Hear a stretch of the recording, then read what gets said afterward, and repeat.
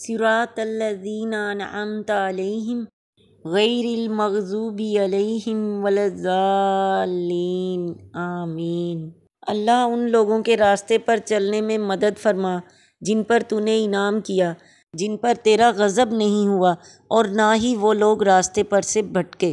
قرآن مجید کی تصریح کے مطابق کامیاب انعام یافتہ لوگ جو ہیں وہ انبیاء، صدیقین، شہداء اور صالحین ہیں۔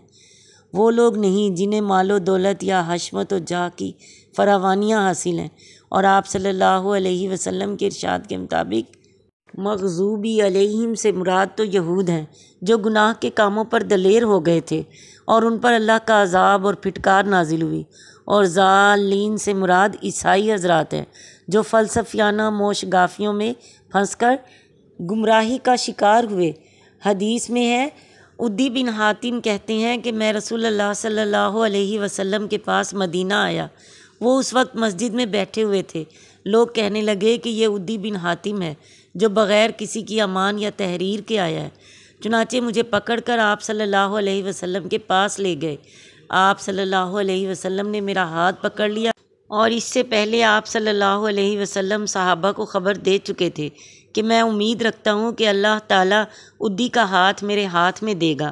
پھر آپ اٹھ کھڑے ہوئے اور میں آپ کے ساتھ تھا۔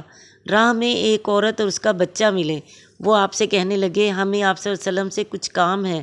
چنانچہ آپ کے ساتھ کھڑے ہو گئے اور ان کا کام پورا کر دیا، اور پھر آپ نے میرا ہاتھ پکڑا اور اپنے گھر تشریف لائے۔ ایک لڑکی نے آپ صلی اللہ علیہ وسلم کے لیے بچھونا بچھایا، آپ صلی اللہ علیہ وسلم اس پر بیٹھ گئے۔ آپ صلی اللہ علیہ وسلم نے اللہ کی حمد و ثنا بیان کی، پھر مجھے کہا وہ کون سی بات ہے جو تمہیں لا الہ الا اللہ کہنے سے باز رکھتی ہے؟ کیا تم اللہ کے سوا کوئی اور الہ چاہتے ہو؟ میں نے کہا نہیں۔ پھر آپ نے کچھ دیر باتیں کی، پھر پوچھا تمہیں اللہ اکبر کہنے سے کون سی چیز دور رکھتی ہے؟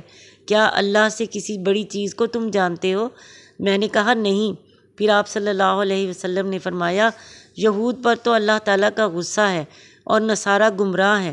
میں نے کہا کہ میں تو یک طرفہ مسلمان ہوتا ہوں۔ پھر میں نے آپ صلی اللہ علیہ وسلم کے چہرے پر فرحت دیکھی۔ پھر آپ صلی اللہ علیہ وسلم نے میرے بارے میں حکم دیا اور میں ایک انصاری کے ہاں مقیم ہوا، ٹھہرا رہا۔ اب میں روزانہ صبح شام آپ صلی اللہ علیہ وسلم کے پاس حاضر ہوا کرتا۔ ترمذی کی حدیث ہے۔